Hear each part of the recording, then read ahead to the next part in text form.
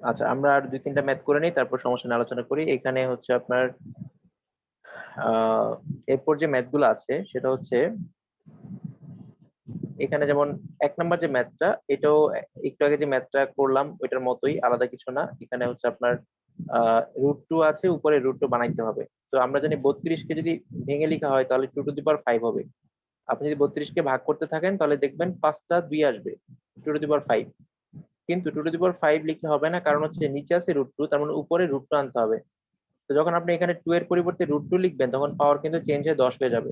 তো নিচে একটা লগের সাথে √2 আছে, আর উপরে যখন আপনি 2টাকে √2 আকারে লিখবেন, √2 আকারে লিখলে 5টা হয়ে যাবে হচ্ছে 10, মানে √2 এর পাওয়ার হয়ে যাবে 10। √2 এর পাওয়ার যখন 10 হয়ে যাবে, √2 এর পাওয়ার যখন 10 হয়ে যাবে তখন কি হবে, তখন হচ্ছে আপনি নিচে √2 উপরে √2, বেজ এবং পাওয়ার সমান। বেজ এবং পাওয়ার সমান হওয়ার কারণে আপনি এটাকে লিখতে পারবেন কিভাবে, এই 10টাকে যদি সামনে নিয়ে আসেন তাহলে লগ √2 বেজ √2, মানে লগের বেজ হচ্ছে √2, পাওয়ার হচ্ছে √2, বেজ √2 পাওয়ার হচ্ছে √2। তাহলে এটা কি হয়ে যাবে, এটা হচ্ছে 1 হয়ে যাবে, লাস্টে থাকবে হচ্ছে 10। ওকে, এই 2 নম্বর ম্যাথড সেম। 2 নম্বর ম্যাথড সেম, এখানে কি আছে, লগ 5 আছে। তো আমরা জানি হচ্ছে 125 কে যদি আমি ভাঙি তাহলে 5 আনতে হবে, যে কোনো ভাবে আনতে হবে, কারণ হচ্ছে এখানে বেজে 5 আছে। তো উপর আছে 125, মানে 1/125। তো আমরা 125 কে যদি ভাঙি, আপনি যদি ভাগ করেন তাহলে দেখবেন 5³ আসবে, মানে 3টা 5 আসবে। আপনি ভাঙে দেখেন 5³ স্যার আসবে। আগের ম্যাথটা, হ্যাঁ সাইফুল ভাই বলেন আগের ম্যাথটাই। স্যার এই জায়গাটা এই যে √2 কিভাবে 10 এলো স্যার, এটা যদি ভেঙে ও, বলতেন। 32 কে যদি আমরা ভাঙি তাহলে 32 কে ভাঙলে কত হবে, 2⁵ হবে। আপনি যদি 32 কে ভাগ করেন তাহলে আসবে হচ্ছে আপনার 16 × 32, তারপর হচ্ছে 8×16, 4×, 4×8, 8×16, 4×8, এভাবে করতে করতে লাস্টে দেখবেন হচ্ছে আপনার আসবে 5টা 2 আসবে। 5টা 2 আসলো। 5টা 2 আসলে তো আমরা এটাকে কি লিখতে পারবো, 2⁵ লিখতে পারবো। 2⁵, 2⁵ হলে যখন আপনি এটাকে রুট আকারে লিখবেন, রুট আকারে লিখলে কি হবে, রুট আকারে লিখলে তখন পাওয়ারটা কি হবে, এই 5টা হয়ে যাবে কত, 10 হয়ে যাবে। 5টা হয়ে যাবে 10। ঠিক আছে, কারণ হচ্ছে এখানে 5টা 2 কে যদি আপনি ভাঙেন তাহলে একটা দিকে ভাঙলে 2টা করে √2 আসবে, তাই না? একটা দিকে ভাঙলে আসবে 2টা করে √2। তো যদি আপনি 5টা 2 কে ভাঙেন তাহলে আসবে 10টা √2। তাহলে আসবে 5×2 = 10, 10টা √2 আসবে। তাই হচ্ছে √2 এর পাওয়ার 10 হয়ে যাবে। আমি বলেছি ডাইরেক্ট ডাবল হয়ে যাবে, 5 এর পাওয়ারটা এখানে কত হয়ে যাবে, ডাবল হয়ে যাবে। রুট করলে সবসময় ডাবল হয়ে যায়। সাইফুল ভাই ক্লিয়ার? মানে রুট করার পরে পাওয়ারটা অটোমেটিকলি ডাবল হয়ে যাবে, তাই তো স্যার? ডাবল হয়ে যাবে, মানে এখানে ভাঙলে আপনি ডাবলই পাবেন, তো এত কষ্ট আমরা করতে যাই নাই, ডিরেক্ট বলে দিলাম ডাবল হয়ে যাবে। Okay sir, thank you. Okay, তো এখানে 5³ আসে। 125 কে ভাঙলে আসে 5³। আমি পরের অঙ্কের কথা বলতেছি, 2 নাম্বার। 125 কে ভাঙলে হয় 5³। ঠিক আছে, তো 5³ হলে আমি এটাকে কি লিখতে পারি, ভাগ চিহ্ন থাকলে আমরা জানি এটাকে ইনভার্স আকারে লেখা যাবে। ভাগ চিহ্ন থাকলে এটাকে ইনভার্স আকারে লেখা যাবে। তো এটাকে 1/3 হলে কি লেখা যাবে, 5 ইনভার্স 3 লেখা যাবে। কারণ আমরা একটু আগে দেখলাম যে ধরেন x⁻, যদি x⁻½ হয় তখন আমরা এটাকে কি লিখেছিলাম, এটাকে লিখেছিলাম একটু আগেই 1/x⁻², 1/x⁻²। তো এখান থেকে আমরা উল্টা করে কি বলতে পারি, আমরা বলতে পারি যে এখানে পাওয়ার, এখানে যেটা আছে এটাকে যদি উপরে নিয়ে যায়, ভাগ চিহ্ন যদি তুলে দেয় তাহলে অটোমেটিক একটা ইনভার্স আসবে। আর ইনভার্স থেকে যদি ভাগ চিহ্ন দেন তাহলে ইনভার্সটা থাকবে না।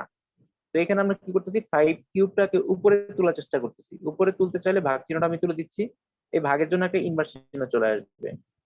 ইনভার্স চিহ্ন হওয়ার কারণে যেহেতু এখানে সামনে একটা লগ আছে, আমি আর লিখি না, এখানে শর্ট করে লিখলাম, এখানে একটা লগ আছে। এই যে লগ আছে, এই লগের বেস হচ্ছে 5, পাওয়ার হচ্ছে 5, আর উপরে ইনভার্স চিহ্নটা কি হবে, সামনে চলে আসবে। যদি সামনে চলে আসে তাহলে বেস আর পাওয়ার সমান। বেস পাওয়ার সমান হলে কি হবে, এটা মান 1 হয়ে যাবে। ইনভার্স থ্রিটা হচ্ছে মানে অ্যান্সার, মানে -3 হচ্ছে আমাদের অ্যান্সার। দেখেন কারো যদি কনফিউশন থাকে, সমস্যা থাকে তাহলে বলতে পারেন, আমি তাহলে আবার কথা আবার বুঝাবো, কোনো সমস্যা নাই।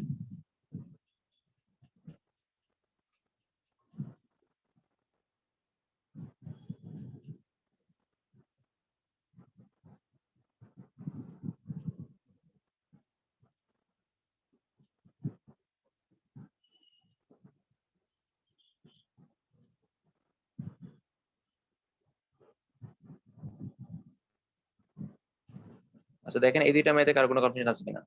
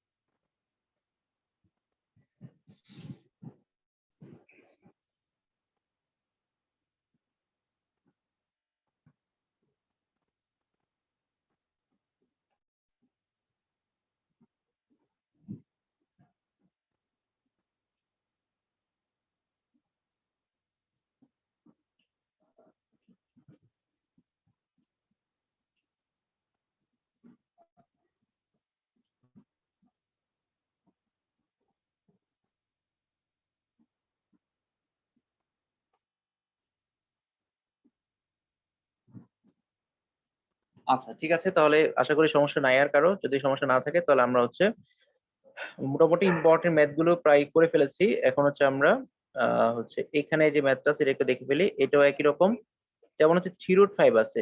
3√5 থাকলে কি হবে, 5⁻1/3 হবে। এই 3 হয়ে যাবে 5⁻1/3, 1/3 যাবে উপরে, তাহলে 5 হয়ে গেল। 5 হয়ে গেলে মান 1 হয়ে যাবে, অ্যান্সার হচ্ছে 1/3 থাকবে। এটা আপনারা দেখলেই পারবেন। পরের ম্যাথ গুলো আমি দেখি, পরের ম্যাথ গুলোর মধ্যে কোনগুলো সমস্যা থাকতে পারে। আচ্ছা পরের ম্যাথগুলোর মধ্যে এখানে হচ্ছে যে 7 নাম্বারটা আছে, 7 নাম্বার ম্যাথে আপনাদের সমস্যা হতে পারে। 7 নাম্বার ম্যাথে হচ্ছে দেখেন, 7 নাম্বার ম্যাথ যেটা আছে এটাকে জাস্ট এখানে বেস কিছুই দেয় না, এখানে একটা বেস থাকতো, এখানে একটা বেস থাকতো, থাকলে দুইটা বেস সমান দিত। যেহেতু কোনো কিছু দেয় নাই, আমরা ধরে নিলাম দুইটাই বেস ছাড়া আছে। বেস যদি ছাড়া থাকে তাহলে √8 কে আপনি কি লিখতে পারেন, এই রুটটাকে আপনি কি লিখতে পারবেন, হাফ লিখতে পারবেন। রুটটাকে লিখতে পারবেন হাফ। যদি হাফ হয়, হাফটাকে আপনি কি করতে পারবেন, একটা সময় গিয়ে সামনে নিতে পারবেন না। হাফটাকে কি আপনি সামনে লিখলেন, যদি হাফটাকে সামনে লিখেন তাহলে এখানে উপরে থাকে log 8, নিচে থাকে log 8। log 8 কাটা, শুধু হাফটা হবে অ্যান্সার। মানে আমি যদি √8টাকে ভাঙি তাহলে √8টাকে লিখতে পারবো 8 টু দি পাওয়ার হাফ। হাফটাকে সামনে নিলে থাকবে log 8 আর নিচে থাকবে log 8। তো হচ্ছে এটা করলে লাস্ট অ্যান্সার হবে হাফ। ঠিক আছে। এখানে হচ্ছে যেমন এইগুলা সহজ ম্যাথ। log 2 টু দি পাওয়ার 64, 64কে আপনি কি লিখতে পারেন, 2 টু দি পাওয়ার 6 লিখতে পারবেন। আপনি ভাঙেন, আমি কিন্তু এগুলো মুখস্থ করাইছি আপনাদের। 2 টু দি পাওয়ার 5 হচ্ছে 32, 2 টু দি পাওয়ার 6 হচ্ছে 64। এই দিনের জন্য মুখস্থ করাইছি, আজকের দিনের জন্য। তো আপনারা এগুলো মুখস্থ যদি না করে থাকেন মুখস্থ করে নিন। 2 টু দি পাওয়ার 5 হচ্ছে 32, 2 টু দি পাওয়ার 6 হচ্ছে 64, এইগুলো একটু নিজে ক্যালকুলেশন করে বের করে এগুলো মুখস্থ করে নেবেন। আচ্ছা তো আমি লিখতে পারি 64কে লিখতে পারি কি 2 টু দি পাওয়ার 6, আর 8কে লিখতে পারি কত, 2 টু দি পাওয়ার 3। তো আপনি যদি 6টাকে সামনে নিয়ে আসেন তাহলে কি থাকবে, লগের বেস হলো 2, পাওয়ার হলো 2, 2 2 কত হয়ে যাবে, 1 হয়ে যাবে। তার মানে এখানে 6ই থেকে গেল। আবার এখানে 3টাকে যদি সামনে আনি তাহলে লগের বেসও 2, পাওয়ারও 2, এটাও 1 হয়ে যাবে। তাহলে এখানে থাকলো 6 আর এখানে থাকলো কত, 3। এখানে থাকবে হচ্ছে 3, দুইটা যোগ করলে হয়ে যাবে কত, 9 হয়ে যাবে। এই 9 নাম্বারটা হচ্ছে খুব ইম্পর্টেন্ট অঙ্ক। 9 নাম্বারটা আমি একটু দেখাই দিই। লগের বেস হলো এখানে কত আছে, 4 আছে, আর পাওয়ার আছে কত, 2। এই 2টাকে 4 বানাইতে হবে, 2 থেকে 4 আনতে হবে। 2 থেকে 4 আনার উপায়টা কি, উপায়টা হচ্ছে যদি আপনি এই বেস যে 4 আছে, এই 4 এর সাথে যদি ওটা মিলাতে চান তাহলে 2টাকে আপনি এভাবে লিখতে পারেন না। আমরা জানি 2টাকে √4 লেখা যাবে। কেন লেখা যাবে, কারণ 2 কে যদি আপনি √4 আকারে লিখেন, 4 কে রুট করলে আবার কি আসবে, 2 আসবে। তার মানে 2টাকে √4 আকারে লেখা যাবে। 2টাকে লেখা যাবে কি √4 আকারে। আচ্ছা যদি √4 আকারে লেখা যায় তাহলে কি হবে, লগ এর বেস হলো 4 আর উপরে একটা 4 চলে আসছে। এখন আমাকে 4টা ফ্রি করতে হবে। ফ্রি করার জন্য আমার রুটটাকে তুলতে হবে। তাহলে আপনি এই রুটটাকে লিখতে পারেন 4 টু দি পাওয়ার হাফ আকারে। হাফ আকারে লিখতে দেখেন বেস এবং পাওয়ার দুইটাই হচ্ছে 4 4 হয়ে গেছে। আর হাফটাকে যদি আপনি সামনে নিয়ে আসেন তাহলে কি হবে, লগের বেস 4, পাওয়ার 4, তাহলে এটা কত হয়ে যাবে, 1 হয়ে যাবে। লগের বেস 4, পাওয়ার 4, এটা হচ্ছে 1 হয়ে যাবে। অ্যান্সার হচ্ছে হাফ। অ্যান্সার হচ্ছে হাফ। ওকে, এখন বলেন কারো কনফিউশন আছে কিনা।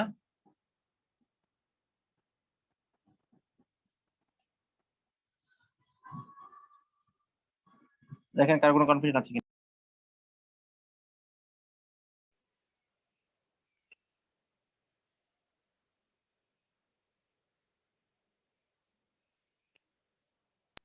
আচ্ছা, তো আপনাদের কি কনফিউশন নাই? না থাকলে তো ভালো।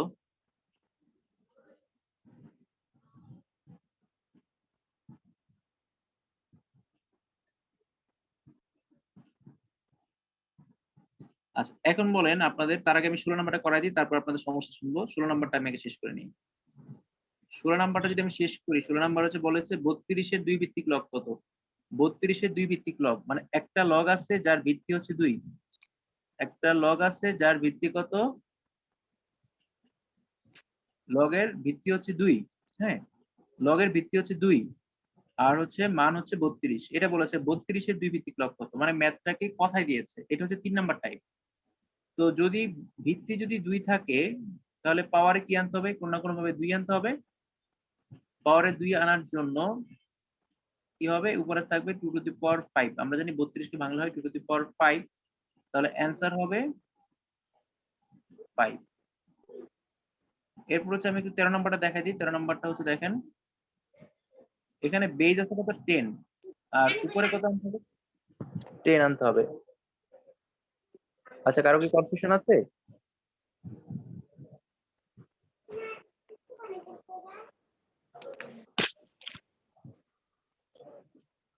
আচ্ছা, 13 নম্বরটা হচ্ছে আছে 0.001। এই 0.001 কে আমরা কি লিখতে পারি? 1/1000 লিখতে পারি। গতকাল এই ধরনের একটা ম্যাথ করেছিলাম। 0.001 কে আমরা 1000 লিখতে পারি। 1000 যদি 1000 লিখি, 1000টাকে আমরা কি বানাবো? 10 বানাবো। কারণ হলো লগের বেজ 10 আছে। লগের বেজ যেহেতু 10 আছে, লগের বেজ যেহেতু 10 আছে, পাওয়ারের পাওয়ারে 10 আনতে হবে। লগের বেজ যেহেতু 10 আছে, পাওয়ারে কি আনতে হবে? 10 আনতে হবে। তো উপর আছে 1/1000। 1000 মান হচ্ছে 10 কিউব। 1000 মান হচ্ছে 10 কিউব। 10 কিউব যদি হয় তাহলে এটাকে আমরা কি লিখতে পারি? 10 ইনভার্স 3 লিখতে পারি। কারণ আমার লাগবে 10, কারণ হলো বেজে 10 আছে তাই উপরে 10 আনতে হবে। 10 কিউবকে যখন উপরে তুলবেন তখন কি হবে? 10 ইনভার্স 3 হবে। উপরে তুলে 10 ইনভার্স 3 হবে। 10 ইনভার্স 3 3 হলে ইনভার্স 3টা কি আসবে? সামনে চলে আসবে। সামনে চলে আসলে লগের বেস 10 পাওয়ার 10, তার মানে এটা 1 হয়ে যাবে। 1টা আমি লিখলাম না, অ্যান্সার হচ্ছে -3। দেখেন এটা বুঝছেন কিনা, কারো কোনো কনফিউশন আছে কিনা? সবাই কনফিউশন থাকলে আমাকে ক্লিয়ার করেন, বলেন কোনো সমস্যা আছে কিনা।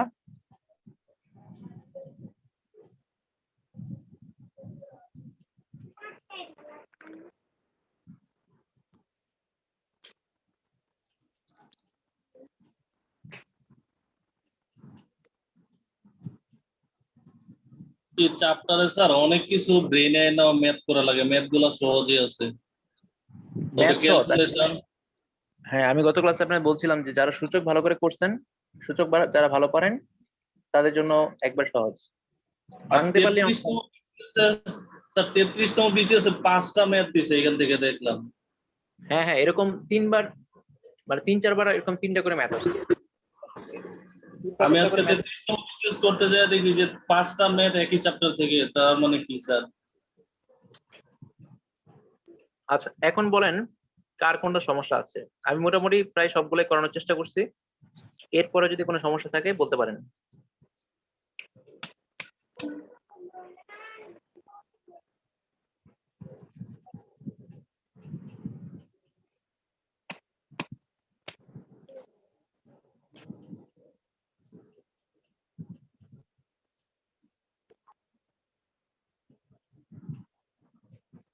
আচ্ছা, এখন বলেন কার কত নম্বরের সমস্যা আছে।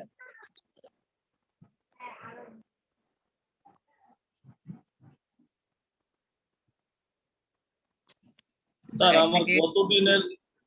গতদিনের শীটের 20 নাম্বারের ম্যাথটাতে একটু ঝামেলা ছিল স্যার। আচ্ছা, গতদিনের শীটে 20 নম্বর ম্যাথটা মানে এটা এটা তো না? জি স্যার। আচ্ছা আচ্ছা, ঠিক আছে, এটা আমি দেখা দিচ্ছি। এখানে যেগুলো করতে হয় যে কোনো একটা ধরেই ম্যাথ করা যাবে। আপনি x equal y two the power a অথবা y সমান z two the power b, যে কোনো একটা ম্যাথ ধরে অঙ্ক করতে পারবেন। তো আমি যদি শুরুটা ধরে করি, x সমান y two the power a, এটা ধরে ধারণা করলাম। এটা, তো এখন এখানে কি করতে হবে? abc এর মান বের করতে হবে। কিন্তু এখানে তো শুধু a আছে, b নাই, c ও নাই। কিন্তু আমরা দেখতে পাচ্ছি y এর মানের মধ্যে b আছে। তা আমরা কি করলাম? y এর মানটা এখানে বসাই দিব। y এর মান কত? z two the power b। y এর মান যদি এখানে বসাই, y এর মান হচ্ছে z two the power b। এর পাওয়ার কত আছে? পাওয়ার a আছে। এখন দেখেন এখানে ab চলে আসছে। Z to the power AB হয়ে গেছে। এর পানির ভিতরে সি এর মানটা আছে, জেড সমান কত দেওয়া আছে? জেড সমান দেওয়া আছে হচ্ছে x to the power C. এই যে জেড সমান দেওয়া আছে X to the power C. যদি আপনি জেড সমান X to the power C বসান, তাহলে উপরে যে এবি আছে তার সাথে সি গুণ হয়ে এটা হয়ে যাবে x to the power ABC. মানে আমরা চাচ্ছি এক্স এর সাথে এবিসি টাকে আনতে, তো আমরা লাস্ট পর্যন্ত এক্স এর পাওয়ারে এবিসি আনতে পারলাম। বাম পাশে দেখেন কত ছিল? বাম পাশে ছিল হচ্ছে এক্স, বাম পাশে ছিল এক্স। আমি একটু লিখে ফেলি এখানে। আর ডান পাশে হচ্ছে x to the power ABC. ডান পাশে কিন্তু উপর থেকে এক্সটা নিচে নামবে। এখন দুই পাশের বেস সমান, আমরা জানি বেস সমান হলে পাওয়ার দুটো সমান লেখা যাবে। এখানে কিছু নাই মানে একটা 1 আছে, তো দুই পাশের বেস যদি বাদ দেন, বাদ দিলে লাস্টে কি থাকবে? এবিসি সমান 1 থাকবে। এবিসি সমান থাকবে হচ্ছে 1। বের করতে বলেছে এবিসি এর মান কত। এবিসি এর মান চলে আসলো 1।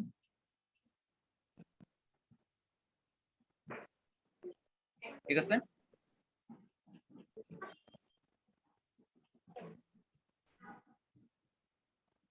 সাইফুল ভাই বুঝছেন কি? জি স্যার। ওকে। আচ্ছা, আজকে কারো সমস্যা হচ্ছে কিনা বলেন। আমি শীটটাকে নিচে নামাই, আপনারা দেখেন 1 থেকে 10 পর্যন্ত কারো কোনো কনফিউশন আছে কিনা।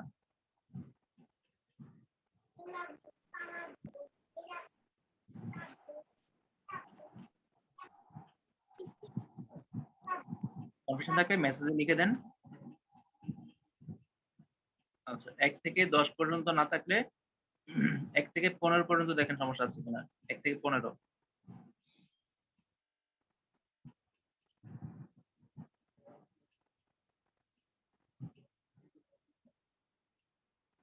না থাকলে দেখেন 18 পর্যন্ত সমস্যা আছে কিনা। না, আমি মোটামুটি সবগুলো করে ফেলছি আজকে, তো মনে হয় না খুব বেশি সমস্যা থাকবে। তারপরেও থাকলে বলতে পারেন।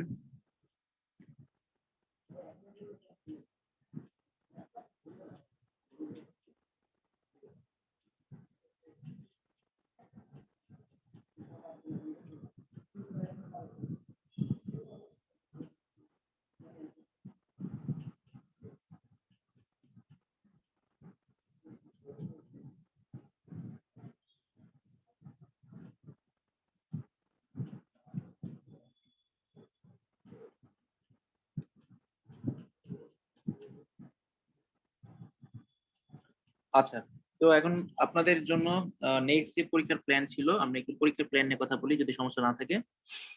পরীক্ষার প্ল্যানে কি আছে দেখি। আপনাদের নেক্সট ডে পরীক্ষা আগামীকাল বৃহস্পতিবার। আগামীকাল হচ্ছে রাত 9টায় জেন্ডার আছে। তো যারা বিসিএস পরীক্ষা দিবেন তাদের জন্য জেন্ডার খুব ইম্পর্টেন্ট। এখান থেকে 1 নাম্বার শিওর কমন আসে, প্রাইমারিতে তো আসবেই, তো বিসিএস এখান থেকে 1 নাম্বার শিওর আসবে। জেন্ডার হচ্ছে 1 নাম্বারের জন্য পড়বেন, এটা শিওর 1 নাম্বার, কোনো মিস নাই কিন্তু। আবার বলতেছি, জেন্ডার থেকে 1 নাম্বার আসবে। তো আগামীকাল টপিকটা খুব গুরুত্বপূর্ণ, আগামীকাল টপিকটা করবেন। আপনাদের সূচক আর লগের একটা পরীক্ষা হবে সামনে। সূচক আর লগের পরীক্ষা আপনাদের হয়তো এই সামনে রবিবারের পরে, সোমবার বা মঙ্গলবারে পরের যে পরীক্ষা থাকবে তখন হয়তো সূচক লগের পরীক্ষা থাকবে। আমি হয়তো আজকে রুটিন আপডেট করে দিয়ে দিব। তো সূচক লগটা আপনাদের টাচে রাখেন, এটা যেন আপনারা ভুলে না যান। নেক্সট হচ্ছে নেক্সট নেক্সট পরীক্ষাগুলোতে এক্সাম 9 নাম্বার বা 10 নম্বরের সূচক লগের পরীক্ষাটা থাকবে, এটাকে টাচে রাখবেন। আর হচ্ছে শুক্রবার তো আপনাদের ছুটি, শনিবার একটা বড় পরীক্ষা আছে, তাই এই শুক্রবার ছুটিটা আপনারা কাজে লাগাবেন। শনিবার বড় পরীক্ষা হচ্ছে 1953 সাল থেকে 1970 সাল পর্যন্ত বিভিন্ন ঘটনা। তো 53 সাল থেকে 70 সালের মধ্যে উল্লেখযোগ্য ঘটনাগুলো বেশি আছে 1954 সালের যে যুক্ত ফ্রন্টের নির্বাচন আছে, 54 সালে যুক্ত ফ্রন্ট নির্বাচন, 1956 সালের কিছু ঘটনা আছে। তারপর হচ্ছে আবার 1966 সালে আছে 6 দফা। তারপর হচ্ছে 70 সাল পর্যন্ত, তার মানে 1969 সালে গণঅভ্যুত্থান আছে। মোটামুটি এই সালগুলোতে বেশি ফোকাস করবেন। আবার শুনেন, 1953 সালের পরে হচ্ছে 1954 সালে হচ্ছে যুক্ত ফ্রন্ট। 54 সালে ঘটনাগুলো ভালো করে পড়বেন। 56 সাল পড়বেন। তারপর হচ্ছে আপনার 62তে কিছু ঘটনা আছে, শিক্ষা কমিশনের কিছু ঘটনা আছে। তারপর 66টা ভালো করে পড়বেন। তারপর হচ্ছে 69-এর গণঅভ্যুত্থান ভালো করে পড়বেন। এগুলো হচ্ছে বেশি ফোকাস করে পড়বেন। বাকিগুলা ইম্পর্টেন্ট কিছু ঘটনা থাকলে সেগুলো আপনারা জেনে রাখবেন। এই সালগুলোতে বেশি ফোকাস করবেন। করলে আমাদের মুক্তিযুদ্ধের আগ পর্যন্ত, মানে 1971 সালের আগ পর্যন্ত 70 সালে যত ঘটনা, এগুলো পড়া হয়ে যাবে। ঠিক আছে? আর 36 ও 37তম বিসিএস আপনার হচ্ছে 200টা করে প্রশ্ন, মানে 400টা প্রশ্ন। তো ওখানে ওটা একটু পড়েন। আপনাদের কারো কোনো প্রশ্ন থাকলে বলতে পারেন, কোনো কনফিউশন থাকলে, প্রশ্ন থাকলে বলতে পারেন। কততম বিসিএস স্যার বুঝি নাই। না, এরপরে আপনাদের রুটিনই দেওয়া আছে, ওই যে 36 37 মনে হয় আপনাদের রুটিনই তো আছে, ওইটা দেখে নিন। আচ্ছা, এরপরে স্যার আমি জি বলেন সাইফুল ভাই। স্যার আমি বলতে চাচ্ছিলাম, আমরা যদি প্রত্যেকদিন 5টা করে সিনোনিম অথবা অ্যান্টোনিম করে প্রত্যেকে একটা বই থেকে পড়তাম স্যার, সেক্ষেত্রে কিরকম হতো স্যার? আচ্ছা, বই থেকে যেকোনো না, আমি একজনের। আপনাদের পড়া দিই সাজেশন থেকে। আমি আমার কাছে সাজেশন আছে কিছু শব্দের, কিছু ওয়ার্ডের সাজেশন আছে। আগে ভোকাবুলারি মুখস্থ করেন, তারপর হচ্ছে সিনোনিম অ্যান্টোনিম। আমি এটা চিন্তা করছিলাম কয়দিন আগে, কিন্তু আমার মাথা থেকে এটা হারাই গেছে আবার। আমি চিন্তা করছিলাম যে আপনাদের কিছু বাংলা শব্দগুলো যেমন ইম্পর্টেন্ট, এগুলো ব্যাংকের পরীক্ষায় কাজে লাগে, মানে ভিন্ন ভিন্ন শব্দ যেগুলো ভিন্ন ব্যতিক্রম একবারে, এগুলা প্রাইমারি তো আসছে। ওইরকম কিছু বাংলা শব্দ আর কিছু ইংলিশ শব্দ মুখস্থ করাবো, কিন্তু এই জিনিস আমার মাথা থেকে একবারে গায়েব হয়ে গেছে। আচ্ছা সাইফুল ভাই, থ্যাংক ইউ, অনেক থ্যাংক ইউ। আমি হচ্ছে আপনাদের, আমার কাছে কিছু সাজেশন আছে ভোকাবুলারির, এগুলা থেকে আপনাদের পড়া দিব, ঠিক আছে? ওইগুলা থেকে আপনারা জাস্ট 5 টাকার মুখস্থ করবেন। হঠাৎ করে একদিন আমি লাইভে এসে বা একটা ক্লাসে এসে আপনাদেরকে পড়া ধরবো। 20টা 30টা যখন শব্দ হবে, তখন সবার কাছে আমি মুখে মুখে পড়া ধরবো, ঠিক আছে? অথবা বেশি শব্দ হলে একটা পরীক্ষা নিতে পারি। সাইফুল ভাই, থ্যাংক ইউ। আমি হচ্ছে এই জিনিসটা আমার মাথায় আসছিল, আবার চলে গেছিল। থ্যাংক ইউ আমার মনে করে দেওয়ার জন্য। তাহলে আমি আপনাদের কিছু ওয়ার্ড কালেক্ট করে পড়া দিব না, ওকে? এগুলো আপনারা খাতায় নোট করে 3-4 দিন পর পর অ্যাসাইনমেন্ট আকারে আমাকে জমা দিবেন, দেখাবেন যে আপনারা খাতার মধ্যে নোট করতেছেন।